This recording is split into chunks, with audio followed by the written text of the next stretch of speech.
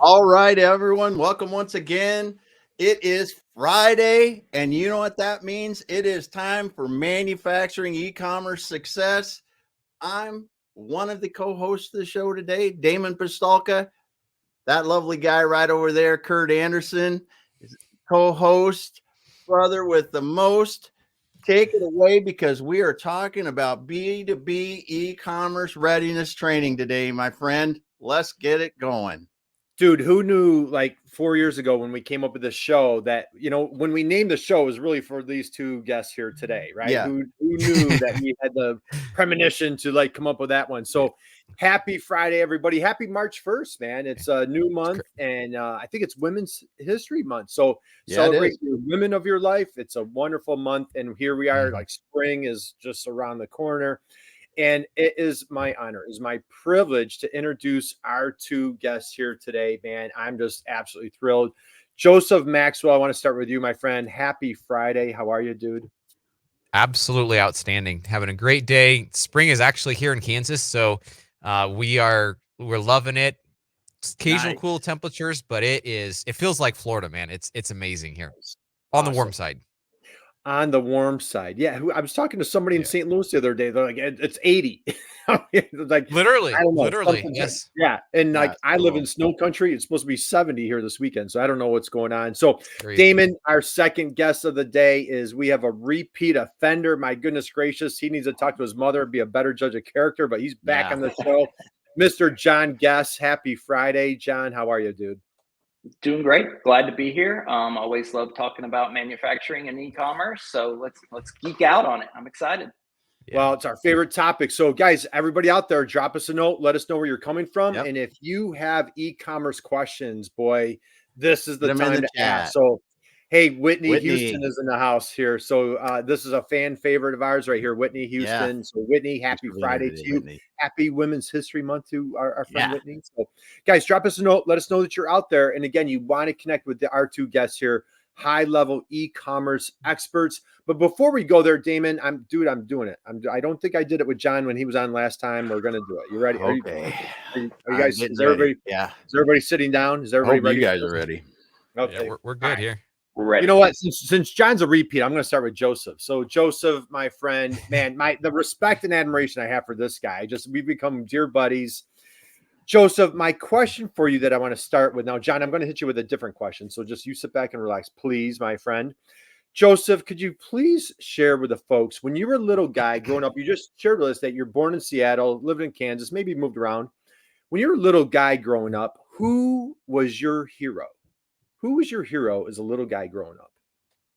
My dad. 100%. Oh, great answer. Yep, loved him, and we've been best friends. So yeah. He's been my hero for many years. Many years, a lifetime. And and please share with the folks why. What makes Dad such an amazing hero? Let's go there. Yeah, so he worked to be a good dad to us, and he spent time with us. He helped. We saw a lot of the country together. He was a good role model for me, and ultimately, we're not quite as close now just due to some distance as far as geographical distance, but I work to emulate a lot of what I learned from him to be a good dad myself. And so he was a very good role model. Not having that himself in when he was growing up, he worked to be a good dad to us. Again, that was my hero. He was my hero growing up. Wow. Absolutely love it. And Dad's name, please? Steve. Steve. All right. Well, hey, big shout out to Steve and what a great job he did. And I can tell firsthand, Damon, Joseph is an amazing father. He's one of these guys I love hanging out with. He makes me a better person. And I really admire how you, what a great family man you are, Joseph. So thank you for sharing that with us. Absolutely. Well, and again, it's been an absolute pleasure hanging out with you too, Kurt. Lots of good memories already, and we're just getting started. Yeah, we're just getting the party started. So, all right. Hey, we've got a couple friends here. So Anna's here today. Chile, Connecticut. So Anna, great post that you put out. Man, she is a wonderful engineer. She had a little post on LinkedIn. We had a little exchange. Anna, happy Friday to you, my friend. John Baglino. John Baglino. The house here, man, coming to us live from Jersey. So John, happy Friday. Thank you for joining us here today. Guys, connect with each other. Did you see John's picture? I got to stop. What picture? John's picture of coaching the basketball team? I might have missed it. You got to go back and check it out. Sorry, I get distracted easily. But talking about great dads. John Biglino is on the basketball court with his dads. He'll be on the baseball, and as a matter of fact, we're going to be talking about hockey. He was at the outdoor hockey game, at the Meadowlands just a couple of weeks ago. So John, drop a note in the chat box about that, Mr. Biglino. Yeah. So, all right, guys, let's keep the party rolling. We've got John Guest here. So John, I'm going to hit you with a different question. Are you sitting down? Are you ready for the next question? I'm ready. Let's go. I'm ready, Kurt. Got it. Okay. You know what? I don't have a new question. John, when you were a little guy growing up, who was your hero? Who was your hero when you were a little guy growing up? I was actually thinking it's probably good you have a different question for me, because my answer was going to be the exact same. My father. He's passed a little over 5 years ago. Grew up the son of a preacher man. I think they made a song about that. And so a song about that. A godly man. I think, it's still deeply rooted within me, my morals. And, I owe that to him. Definitely. Nice. Man, all right. That's awesome. Dad's name, please. Don Guess. The great Don Guess. Don Guess, the man of the cloth. And so what do you got, Damon? I love it. The great Don Guess. Yeah, that's right. If I could be remembered like that, if my kid said something about that like me once in my life, it would be awesome. That's great, John. I'm so happy. I'm so happy that you had a father like that. Yeah. And same thing, John, great father. We've gotten to know John. I've worked on multiple projects. We've been together in person several times. And I just want to give a shout out. These guys, Damon, these guys are troopers. So I live in the middle of nowhere, New York. It's cold here. It's right near Buffalo, tons of snow. And you know what these guys do? They come visit me in December, man. It was I'm like, nobody comes here in December. Brave. These two guys come here in December, took them to a Buffalo Sabres game. But Kurt made it worth it. Like, we had a blast. Like, it was a wonderful time. Good. Absolutely. And hey, how about give a shout out to if people want chicken wings, man, you got to come here. Oh, yeah. Like true, right? Before we dive into e-commerce, let's have a little chicken wing conversation here. Yeah, those wings you took us to. What was the name of the place? The Anchor Grill? The original. It's the original chicken wing place. It's called the Anchor Bar. Yeah, right in downtown Buffalo. Yep, the Anchor Bar. They were so good that I, on my way flying out the next day, I was in the Buffalo airport and I saw a sign there that said the Anchor Bar. I was like, that sounds pretty that's where I ate last night. Now, I would be I'm guessing it's not the exact same recipe. Airport food is never the same, but those were pretty damn good right there. Again, I was like, I just have to get myself some more of those wings. I went back the next day to the original one. So I went back. Did you really? I don't know if I knew that. I swear. Yeah. I didn't know that either. I had a whole lineup. We were going to go to different restaurants. I'm like, when you come to Buffalo, you got to go this place and this and this. Man, we were just all about the wings. So we had a great time. We caught a Buffalo Sabres game. John Biglino, you definitely come up and visit, dude. And I'm going to get you some wings. That is no doubt about it. And I'll come down to you and get some Jersey pizza. Anna says, hey, she went to RIT, man. That's one of the top engineering schools in the country. That's Anna. That's why you're the problem solver, is because you're from upstate New York going to RIT, my friend. That's very impressive. All right, guys, let's dive in. We're going to totally geek out about e-commerce, manufacturing, e-commerce success. Joseph, let's start with you, my friend. Mm-hmm. Let's go here. Why e-commerce? Why did your path, you're a young guy, your dad was your hero and you're kind of get things off the ground. How did you pick your path and career into e-commerce? I kind of landed in it. So I'm 34 years old. When I was 10 years old, I started fooling around with writing computer programs. And that was back in the day where there was those handheld blocks of plastic and metal that we used to call PDAs. Not that type of PDA you see on the news nowadays, but portable desktop assistant or something like that. And so... yeah, that's right. They were massive. I started playing around with that when I was 15. Had an opportunity to build an actual e-commerce application, which I did, and it transacted about $500,000 in revenue about 20 years ago. And so that was kind of what got me started in that. And then actually it was a family business. I got started then on the e-commerce side, working with some customers there who had a need. That was back 2010, 2011, somewhere there. So still somewhat early for the mass entrance of e-commerce into the market. And honestly, since then, it's been a blast. Like being able to help people realize their vision of employing, we kind of call it software engineering, seeing that there's a legitimate engineer in the house here. I really shouldn't use that term because it's not like you have the sign off like a PE does and that kind of thing. But that's basically solving problems with software. And that's what I've loved. I absolutely have loved doing that for the past, you could argue almost 20 years of my life, but it's really in earnest over the past 15 years. Well, I'll tell you what's awesome is that you just, to discover your passion at such a young age and then to bring it to, to reality.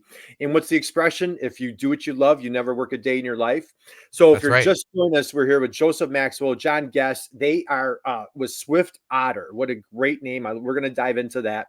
E-commerce experts, e-commerce extraordinaires. So, all right, you've been executing e-commerce for 20 years. That is just amazing.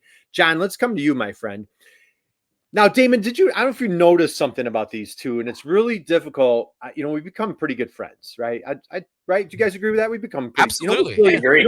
Absolutely. Really best hair in e-commerce is on the I'm screen telling right now, not including, and like it's really difficult for me to hang out with these two guys. So, all right, talking about great hair, John Guest. Can you just share a little bit? How did you get your path started into e-commerce? Let's go there. Actually, I'm happy to talk about this. So I worked for a distribution company for about 15 years, and I started out there as a network admin. And so had a little bit of technical wherewithal, and this company they had a website, but they weren't doing any e-commerce. And so with my technical background, even though I didn't know anything about e-commerce, I kind of became and got tagged as the champion of that project. And then we got online, actually started a sister division that we grew into multi-million dollars and, grew and grew. And the company, during that time shifted the way they do business. It was incredible to watch. But during that time, since I became that champion, it kind of really carved out a career for me. Like I enjoyed it. Went back to school, got my MBA in marketing and just really dove into e-commerce. About 3 or 4 years ago, left that distribution company, went to the agency side, and it's what I enjoy. It's what I geek out on. It's what we're doing a little bit today, but it all came from being a network admin, and we didn't have anybody that did e-commerce, so they dropped it in my lap, so to speak. Nice. Yeah. All right, so we have one that found it, as in grade school, right? And the other one, literally, the accidental e-commerce expert, if you will. Yeah. And again, I've had the honor and privilege of working with John on a couple of projects, and he's the real deal. And so it's just an honor and privilege to work with you, John. Just high integrity, high expertise. Yeah. Joseph, let's go here. So as a young guy, kind of getting your path started, it's very easy. Like, hey, I'm going to go work for somebody, start a job, get a career. What's it like as an incredibly young entrepreneur? What was too young to realize how scary it is? Was it scary? Oh, yeah. Like take us there. Take us in 12 years ago when you started SwiftOtter. What was that like? It was interesting. And to be honest, I didn't know what I was biting off. It was part of my dad and my older brother's family business umbrella. And it started under that. 2016, we split off to our own corporation. But it was basically needing to provide these services. And I saw a vision. Like I felt like this was going to go somewhere. And I needed to establish it as such. We were able to solve problems. We were able to get business. We were able to grow. And let's see, that would have been early 20s at that point. And it was not something I really anticipated getting to this point in the slightest. But it has been a really fascinating journey. It's had its ups and its downs. But overall, it's been an outstanding ride. Well, I love it. And let's go here. You go to the family business and they have the dollar, framed on the wall. Yeah. Can you go back and do you remember your, say when you went outside of the family business, who was that first client? What was that like of taking on that first, hey, I have a customer. Somebody wants to pay me for something inside my head. Can you take us back there? What was that like? Absolutely. So the client, and actually they are a client of ours this day, Marlowe White Uniforms. Yep. Yep, Marlo White. And they're actually in Leavenworth, Kansas, where pretty much where I grew up. I was born in Washington, but grew up in Leavenworth, Kansas. In Leavenworth, Kansas, at the time, we had more prisons than pawn shops. We had plenty of prisons, and there's a whole history lesson behind how that happened. But in Leavenworth, though, it's right next to the fort, and they have a whole bunch of military uniform or military officers that come through because it's a college, and that's what Marlo White sells to those people. So my older brothers had gotten a shopping cart, as we called it back in the day, set up, and it was working, but they were running into consistent headaches with these limitations that were in the software. And that was back in the day when Magento was what Shopify is now, or BigCommerce is as well. But Shopify has more of that brand recognition where people say, I want to go to Shopify. Well, back then they say, I want to go Magento. So they came to us and said, hey, what would you think about this? At the time, Magento was a beast. There was hundreds of thousands of lines of code. And I'm like, I'll learn it. And so they said, okay, we like working with you guys. You can learn it. We brought on a consultant as well, who ultimately trained me, Lee Saferite. He's been very instrumental in my career and helping me grow to a really good place of technical proficiency. And we got that, and we built it. We launched it, learned a lot in the process, made a few mistakes, but ultimately proceeded on and built some other really great projects for them, and then started getting additional clients after that. Yeah, so cool. Okay. All right. Now, John, hang on one second, because I've got to piggyback off of that. So Damon, this is fascinating. If you guys, we're here with Joseph Maxwell, John Guest of SwiftOtter. If you go to SwiftOtter's website, and Damon, what do we love to preach? That line that we love: out teach the competition. If you go to SwiftOtter, they provide training and certification for developers, for Magento, which is Adobe now, developers. Joseph, pop quiz. I don't know if you studied for this or not. Pop quiz. Okay. How many folks have gone through your training? Now, just catch what he just said. I'm going to teach myself Magento. He raised his hand like, hey, I'll do that. Yeah. There's a customer that's willing to pay me. I'm not sure what I'm doing, but I'm going to learn. Joseph, how many folks have gone through your training process since that time? I estimate about 10,000 people have actually received Adobe certification as a result of our training material. It's been way more than that have actually used our materials, but trying to be conservative, about 10,000 that have gotten certified. And that ultimately that came from back in that day. I was like, how can I level up? How can I prove our expertise? I was fighting against some big fish to get business, and I was like, well, I can get certified. So ultimately I think didn't they have 6 or 8 certifications on the Magento platform again before it became Adobe. There were 6 or 8 certifications. I got every one of those. And then when Magento 2 came out, which is now Adobe Commerce, I went through the process and got every one of those certifications. And that's where I started helping people become or achieve those certifications, because it was kind of a Wild West. I tell you, I love that story. That is absolutely insane. And when you think, hey, and Damon, let's go to the chat box, man. We've got Gail is here today. Gail's so here. Friday to you. Gail's going to join us here in a few weeks. So Gail, happy Friday. Send lots of love to you, my friend. All right. That is phenomenal. What a story. And so for folks out there, I received a note on LinkedIn the other day, like, hey, Kurt, I'm trying to crack into some manufacturing, not sure where to start. Man, take a page out of this book right here. Be the fierce educator, and you are going to be the by default, you become the industry thought leader. John, let's come to you, my friend. All right, so you're kind of like by default, like, I don't know if you drew the short straw or what happened at the distributor, right? Like, hey, John can do it. Where did you? And so for folks out there that are listening, like, man, I'm the solo marketer at my manufacturer, or I'm the solopreneur and I want to get into e-commerce. Talk a little bit about, if you can go back several years when you're at that distributor and all of a sudden this falls on your plate, what were your first steps of trying to figure out this e-commerce thing? It was a lot of trial and error. It was a lot of kind of what Joseph was just talking about, a willingness to dive in and learn. And, I think you've got to, I saw it to be clear, I saw it as a career move for me. I saw a path where if we're successful, I can be successful. It's something that I enjoyed in the beginning enough to put that time in. We did work with an agency. I learned a ton from them along the way. It wasn't just me doing it along. I learned a ton from agency. There's a ton of good agencies out there. They know what they're doing. Working with them, you can learn a lot through that. But a lot of it was me doing the research. Podcasts weren't as big around then, so it wasn't as accessible to go do that, but it was a lot of studying on my own, researching on my own, trial, error, getting in the trenches and just, learning as you go. We built a website, and, I think part of the people in our business thought, okay, we're here. We had just begun once the website was launched. And so, you're always getting to that next level, growing and trying new things. And then when you get into the marketing side of it, you can't just do that one thing. You've got to do 100 different things. It was fun. Yeah. It's fun. It's still fun.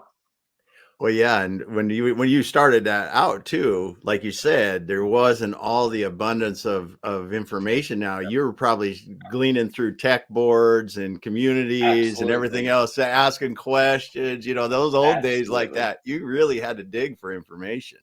You nailed it. You nailed it. It wasn't common knowledge like it is today. I mean, you mentioned it, Joseph, how Shopify has just made it like QuickBooks, for some people anymore to if you got a small store and you don't need much. So that's right.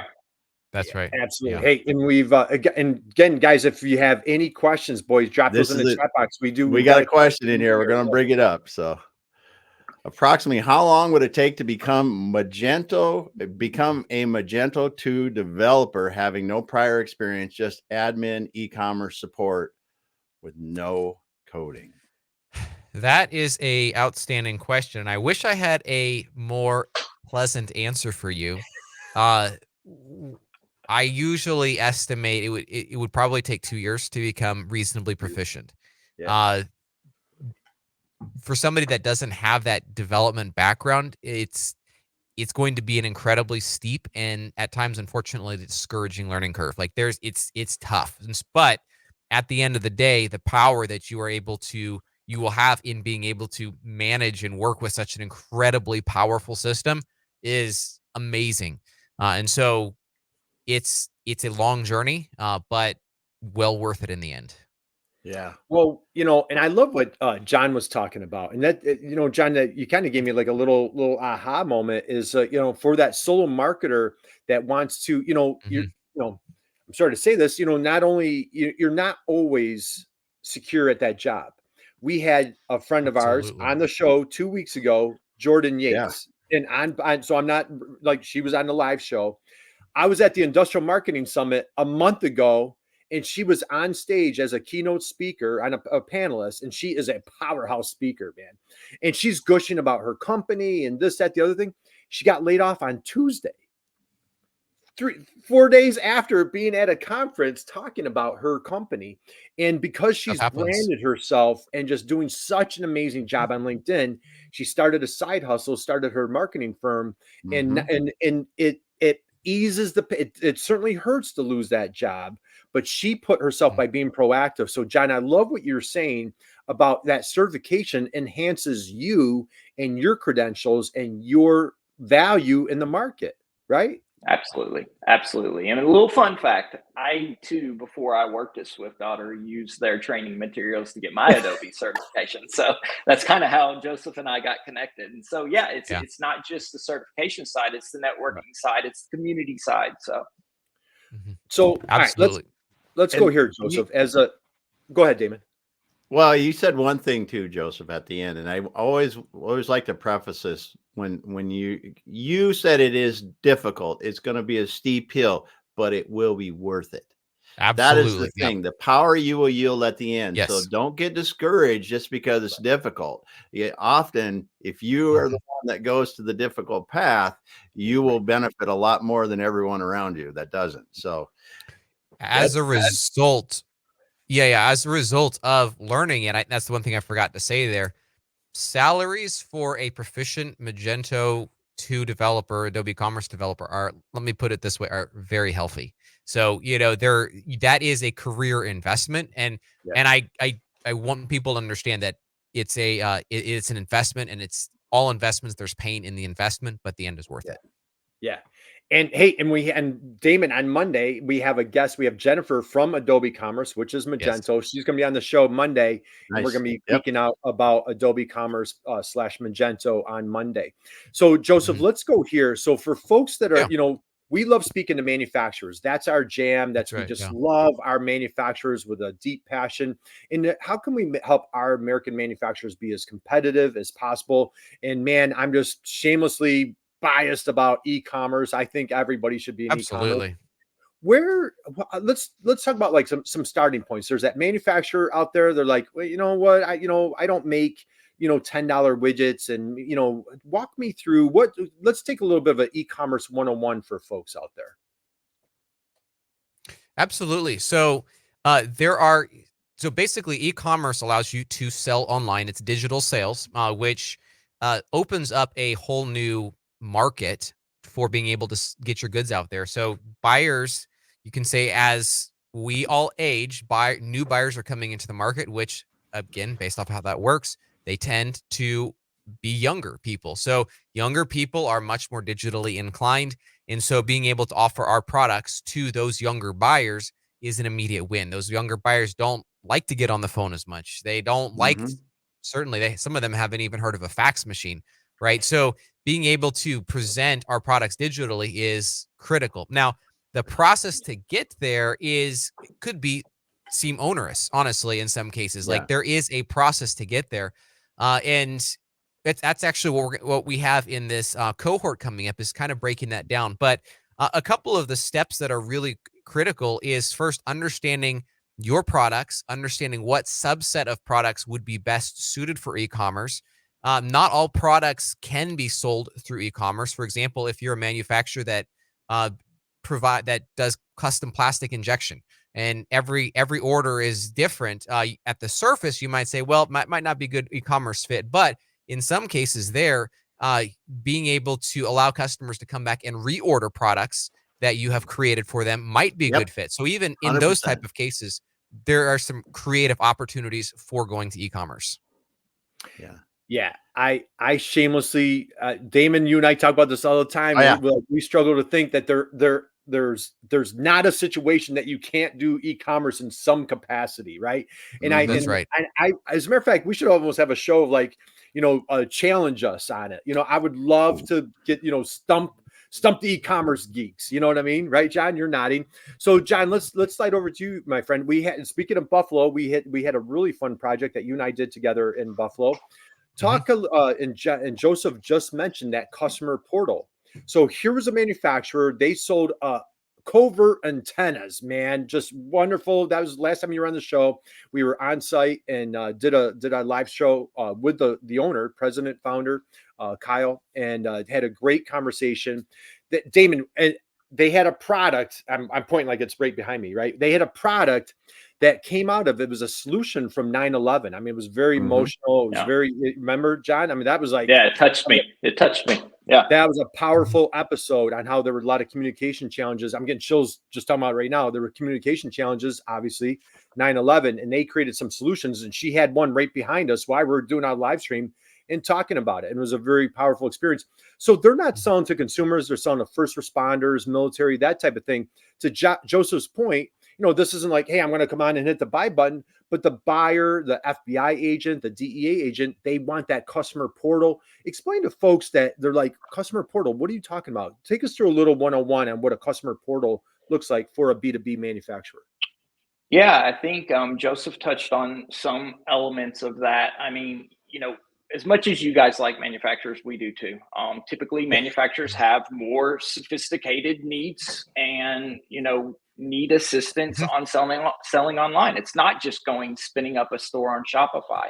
And a buyer portal is going to give you those B2B tools for repurchases, for shopping lists or requisition lists for when you're reordering. A B2B portal could have some quick order tools. So maybe Typically those buyers have much longer to list. You're not just going and adding one item to the cart. So tools to make that easier, and a B2B portal is going to be, an area for you to go do business in the non-traditional way, not like a direct consumer. Perhaps it's a place where you can do quotes. Maybe there needs to be some price negotiation. And so, I think that covers the most of it. But to me, a B2B portal can be a lot of things. I think we would need to run through those requirements with the client, but that's a good idea of it. One other thing that, go ahead. Go ahead. Sorry. I was going to say one other thing that we find that people ask for a lot is being able to give customers visibility as far as order status. And the term that is often most often used is the Domino's Pizza style tracker. Yeah. So they're able to see, they're not calling up customer service saying, hey, where the heck is my widgets that I ordered? They're able to go right there, see it, get those shipping confirmations. And depending on the manufacturer's system, in a lot of cases, that information is already there, already available. And it's just a matter of just linking it up to the website. It's not generally that big of a deal. Yeah. That's a huge thing, because when you look at most manufactured products, it takes a while to get them, right? And even if you understand, hey, the materials are in-house, hey, they're in the production floor, or they're this step, that step, that's a perfect example for that. And I think about just the common stuff too.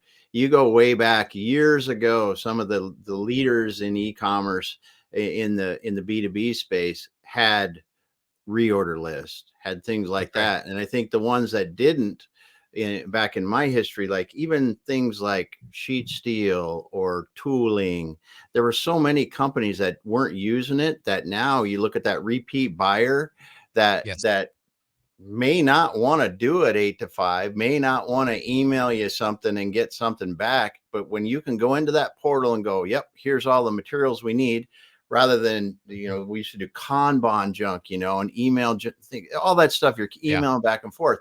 You just take that all away, because I'm online and I could have people on the floor just going, tuk, tuk, tuk, tuk, this is what I need. And it comes in right into the portal form and does what they need. It takes so much out of it for everybody.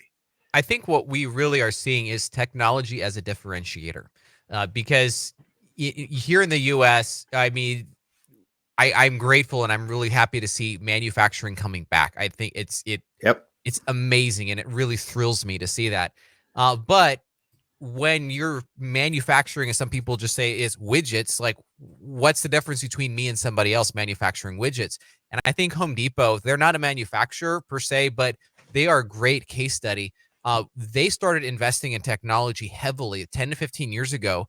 When you go to the self-checkout, those, you scan it and it has that cool computer screen. My understanding is that is all custom built specifically by Home Depot for their needs, integrated into the website, their e-commerce system. All of that's tied together, and that has given them a massive advantage over their competition with Lowe's and some other hardware stores, unfortunately, the local ones as well. But it has given them an unbelievable advantage, this technological differentiating factor.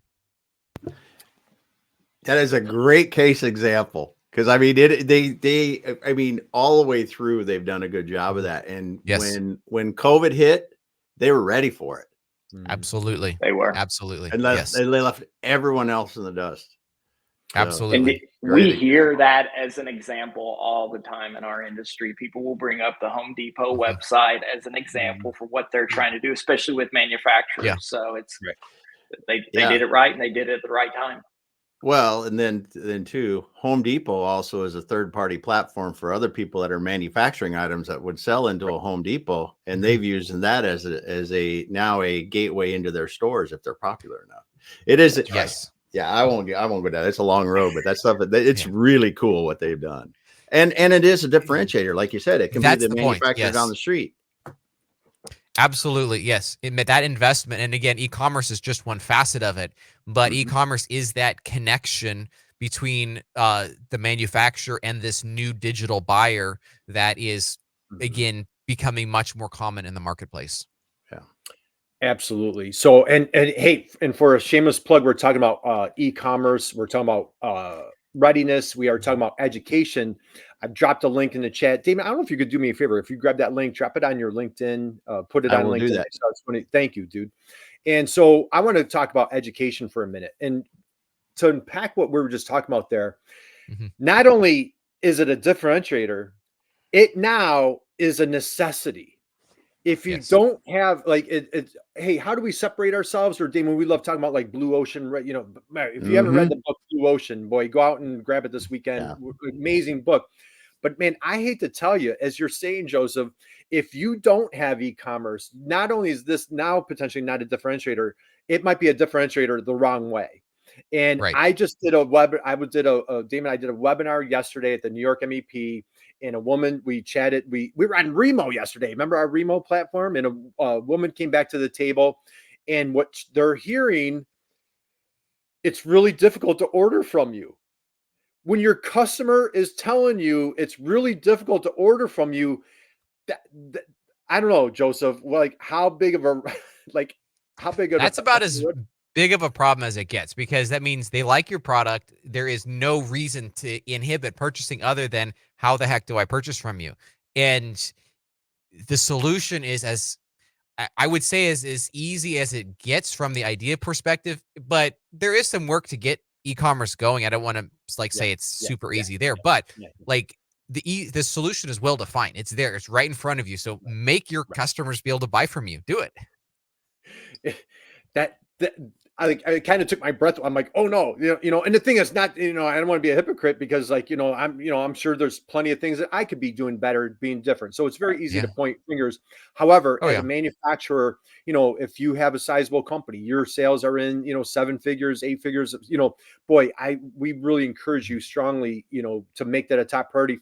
Joseph, let's go here. Education. We're doing a fun jam session this Tuesday, e-commerce readiness for manufacturers. They're really, it's overwhelming, daunting. John, we've seen clients where they've invested an enormous amount of money. I know the client I'm thinking of, where, they got burnt on a bad website situation, and now they need to come back. There's all sorts, you guys mentioned podcasts, webinars, experts like yourselves to help people be a Sherpa, be a guide, get through that path.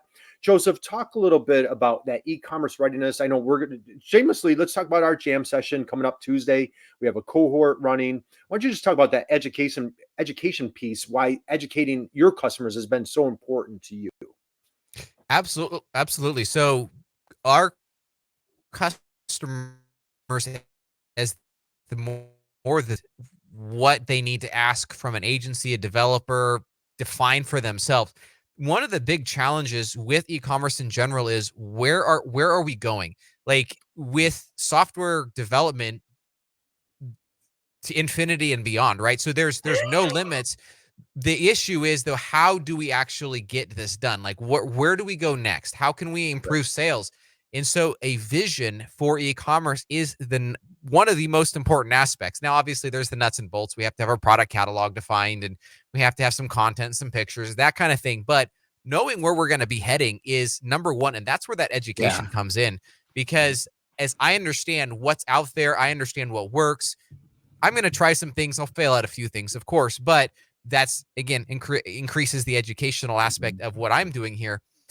Me as an educated buyer means that I know what to ask for, and I will be able to make more. Again, I'm overusing the word educated, but I'll be making educated decisions as far as guiding this ship, this website exactly to a destination of more success. Absolutely love it. John, could you piggyback on that? Just talk about like how important that educated, and you've mentioned something earlier that I want to touch on. When you were on the distributor side, you called your partners, you called your agency the partners. They guided you, they educated you. You've been on both sides of the fence. Share a little bit like how important it is you play that role. You now respect that role as that educator. Talk a little bit about that for folks, please. Yeah, I mean, the agency taught me a lot. Working with an agency, of course, they're going to be building the website for you, but they're going to be asking you questions throughout that process that you haven't thought of before. And so, being able to run through that process, you're going to learn a lot, even if you didn't mean to. And the agencies have been there. They know what questions to ask. They know how to draw those questions out of you. They know how to help you establish that vision. And, I think the biggest thing to take away from that is, use one, call one, run through a discovery with them. They're going to be able to walk and guide you through that. You're going to learn a lot. You're going to get asked questions that you're not going to know. And you're going to have to go find answers. And you're going to have internal conversations with the rest of your company to get those things answered. That's right. Yeah. Yeah. Joseph, what do you want to piggyback on that? Well, and that's where the training course that we're going to be talking about more here in the future, like that's where that comes in to help guide some of those questions to be able to even short circuit some of that. Yeah. Right. Well, you know what? And let's go here. And again, I want to be mindful of time. If you're just joining us, it's hey, happy Friday. Thank you for joining us. We want to connect with Joseph Maxwell on LinkedIn. Please connect with John Guess on LinkedIn. These guys are e-commerce extraordinaires from SwiftOtter. Let's talk about it. So we're doing a jam session on Tuesday. We have a cohort coming up, e-commerce readiness cohort. Joseph, let's dive in and just talk about some of the things that folks will be learning at the jam session and through the cohort. Absolutely. So in both of these that are coming up, we're going to be talking about 5 specific subjects as related to e-commerce. The first one is setting that vision. The road trip. We're going to use that as an analogy, like how we get to this destination. What are things that are really important for us to consider along the way? The value also that e-commerce brings. We're going to talk about building out a website. Like what type of content do you need to have on there in order to be successful? Your product catalog, how we get that ready and determine which products should be in that catalog to be pushed up to the website. My favorite one is creating an emotional connection. You'll hear the term around in the industry, B2C means business to consumer. In some B2C instances, I think it should be leveraged more. There's a heart connection. There's a reason why this brand got started that really resonates with customers. Unfortunately, that it's not in all B2C cases, but if it's not in all B2C cases, it's even far less on the B2B side. B2B is generally stale. It's just like this white wall, and it's very transactional. And the goal in that talk there is to put some emotional connection in there, to infuse some heart connection into your brand as it is presented to your customers, which is right there a differentiating factor. So we're talking about e-commerce being a differentiating factor, but also that connection, that heart connection, as we can develop that through your value proposition and your brand story, etc. And then of course, dealing with the nuts and bolts like checkout and cart and sales tax and all that kind of stuff as well, but in a fun way as well, just to make sure that all of this information is highly digestible by everybody of all technical levels to be able to join and get a lot out of this. And hands-on as well. That's right. Hands-on. Yes. And hands-on as well. And I love it. And I think the key is you're talking B2B, B2C. What do you always say, Damon? It's H to H, right? It's just, it's human to human. That's right. And the goal is you constantly, Damon, if you want to chime in on this, you constantly talk about that friction. How do you create that frictionless experience? Make it easy to buy, make people feel comfortable with you, all the kind of things. And e-commerce doesn't take that away. It just makes it, you have to do it a different way. You really have to keep that same, you have to do the same things. You're just doing it in a listing on your website. All these things have to evoke that trust and confidence that what they're going to buy from you is what they really want. Absolutely. And there's elements to that trust, like you were saying there, Damon, on the website that has to be there. There's some boxes we have to check as well. And all of that will be talked about. Yes. Awesome. Yeah. And again, whether, plastic injection molding, if you're a 3D printer, you're making circuit boards, whatever widget product that you make, if you're a custom manufacturer, contract manufacturer, or you're the OEM, we're all selling one thing and one thing only: trust. It's like, do I trust you? Can I count on you? My job's on the line right now. I'm leaving this supplier because they've upset me. And so now I'm looking for a new supplier. And my job is that I've got to report back to my supervisor. I can't take a chance of aligning or partnering with a bad fit. John, let's go here from your experience as a. Hey, we've got a couple comments here. We got some time. Diane Byer stopped by. I wanted to make sure he said, she's a longtime guest listener. Human to human. That's where it comes. MD back again. Thanks so much for stopping by to MD. But yeah, it's good stuff. Good stuff. John, as you were building out we had a fun conversation about Planet Fitness. So I know that talk about ubiquitous, that's a company everywhere. And I when you go into Planet Fitness, man, they tell you exactly who their ideal customer. We use that word soulmate. They tell you who their soulmate is and who it's not. They do. John, you had some experience there, but just talk about how important it is to understand that buyer. And again, I'm kind of beating that drum a little hard, but how do you provide that wonderful, healthy, trusting experience? Yeah, I mean, I did work in an industry that was familiar with Planet Fitness. I love that story. They know who they are and they know who they are not. And I think that's so important on e-commerce. And that's one of the first things that we would take you through when you're starting to identify that vision for e-commerce. I think that's so important is to know who you are, know how you're transacting now without e-commerce, and then we'll figure out how we can blend that in. But the other thing about Planet Fitness is it's very affordable. It was $10 a month or something at one point in time. It's been a while since I was near that industry, but everybody told them they couldn't do it. Everybody told them they couldn't do it. And so it's just a fantastic story. But, I think at the end of the day, what we can learn from that is you've got to know who you are, know who you're not. You've got to identify that vision on the front end for how you're doing business now, how your customers are interacting with you, and then tie that into how e-commerce can work within that. You've got to meet your customer where they're at with e-commerce. And there's ways to do that, as we talked about with some of the B2B tools out there now. And so I think navigating that in the beginning and having that vision is key, very important. One little thing I'll throw out there in that class that we're doing, every participant will have access to their own B2B e-commerce environment. So what we're doing, if they don't have exposure already to e-commerce or their own environment at that point, they will have free access to get in, make stuff, break stuff. It's all there. We'll work with you to make sure that you understand how that all works. But that's going to be really powerful. Again, like we said, hands-on, making this incredibly practical and successful. Yeah. So Kurt, when is this again? So people understand when it is. Yeah, absolutely. So we're doing a jam session. We're going to do a deep dive. It's this Tuesday, March 5th. It's going to be 12 o'clock Eastern time, 9 o'clock Pacific. So ain't no excuses. You got to join us, man.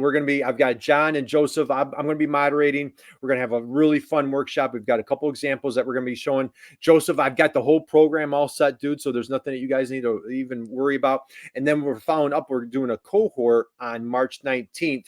And so, Joseph, I don't know if let's see, we should grab the link and drop that in there. Let's see if I've got it in here. I do have. Let me grab that link and let me drop it in the chat box. And Damon, if you could do me a massive favor, maybe drop it on. Oh yeah, drop it in the. You bet. Yep. So all right, so there's a link to the cohort. So I want to be mindful of time because I know we've been geeking out for a while, Joseph. I'll probably keep you longer than I meant to. So let's start taking it home.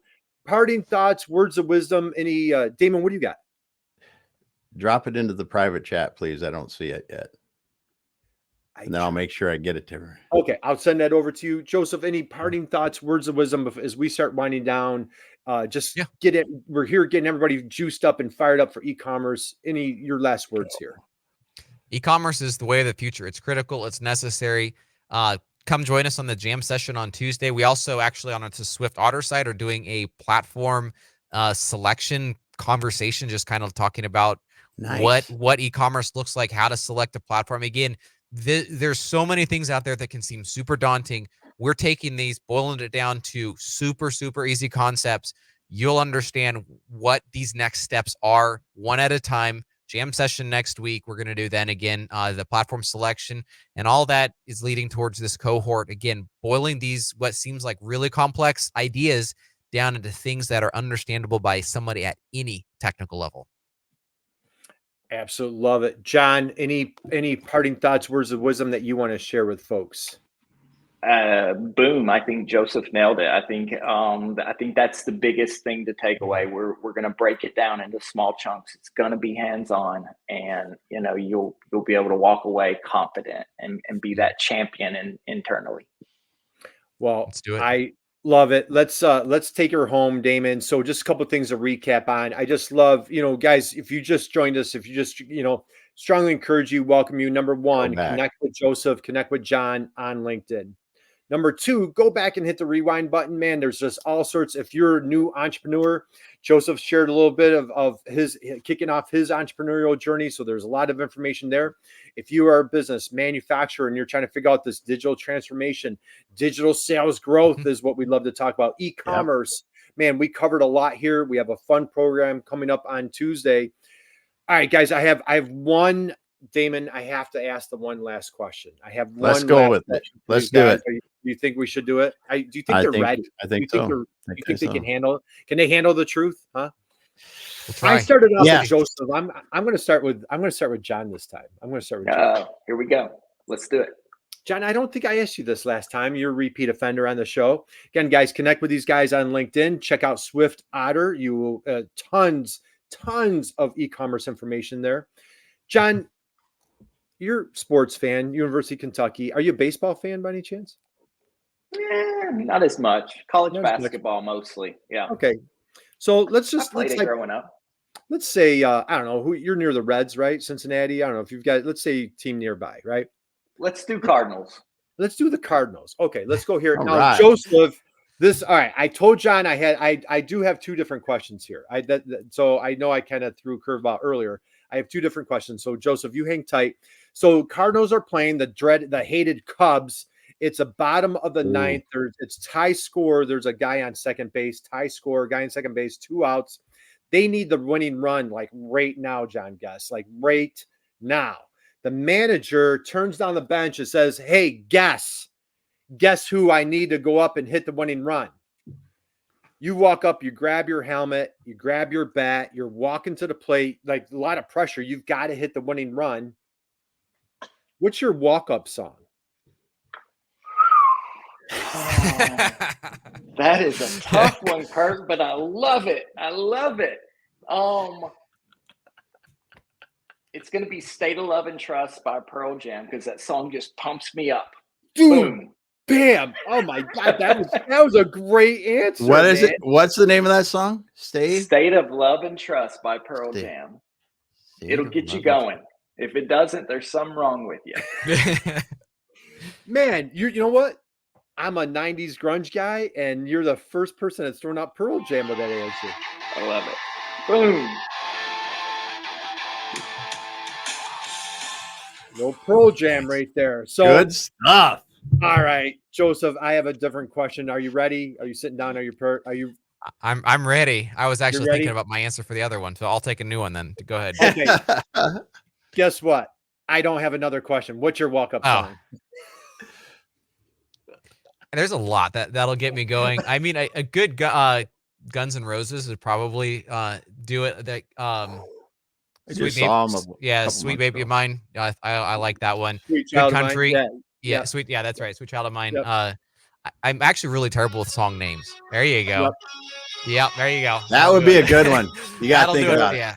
Yeah. Oh God, yeah, that would do it. Hey, great David choice. Whitney says, "Hey, I never would have guessed, man. I was like full blown. I had hair back then, Whitney, but I was full blown grunge. That was we have pictures 90s. of that too. Oh man, curtain hair. You know what? I was at Planet Fitness yesterday. Gospel's Truth. They played Guns N' Roses yesterday morning, and a young woman next to me, she had a Red Hot Chili Pepper shirt on. And I'm like, man, I go, you like the Red Hot Chili? So we're geeking out about that. And I'm telling her, I go, best concert of all time. I saw in 1995 Pearl Jam at the Buffalo Hockey Arena that I took you guys to. So that was, all right. Hey, man, this was awesome. What a great conversation. Guys, find these guys on LinkedIn. You can find them at SwiftOtter. You can join us on Tuesday at our jam session. Man, we're going to be, we're on a mission to help as many manufacturers figure out this whole e-commerce thing. So thank you to everybody in the crowd today. We appreciate you. And if you guys been hanging out here, been How about a little round of applause for our wonderful esteemed guests today, Joseph, Maxwell, and John Guest joining us. Thank you. And their dads, go back, catch their heroes. Their dads were their heroes. Yep. Damon, takeaways, parting thoughts. What do you want to share? I'm just excited. You guys are going to be dropping some great knowledge and helping people really understand e-commerce better to see how they should apply it in their business. And that's good stuff. Let's do it. Well, I love it. And say Anna says, hey, champion by Carrie Underwood. And we've got a couple other shout outs here. Diane says, see you Tuesday. Have a marvelous weekend. So guys, God bless you. Thank you. We appreciate you guys hanging out with us on Fridays. Connect with these guys. Damon, appreciate you. Joseph, John, thank you, brothers. Thanks for having us on. Thank you guys. And hey, Damon, as we wind down, like I always love to say, just go out and be someone's inspiration, just like these two guys were. Damon, take it away, dude. All right, Kurt. Well, thanks so much, Joseph and John. It was great having you guys on today, and I'm excited for your jam session on Tuesday. If you didn't catch that, go back in the comments and grab the link for the jam session on Tuesday. You guys, we also dropped the link in there for your B2B cohort about e-commerce readiness and figuring things out there. Go back and listen. Go back to the beginning, start over. And we always want to thank the people that were listening, making comments. Thank you. It makes this a lot of fun to interact with you while we're doing this. And also those that didn't have a chance to comment, we love you out there too. Just keep listening. And if you get a chance to comment, drop a question once in a while and we'll happily answer them for you. But that's all for now. And we'll be back again. Guys, hang out and we'll finish up offline.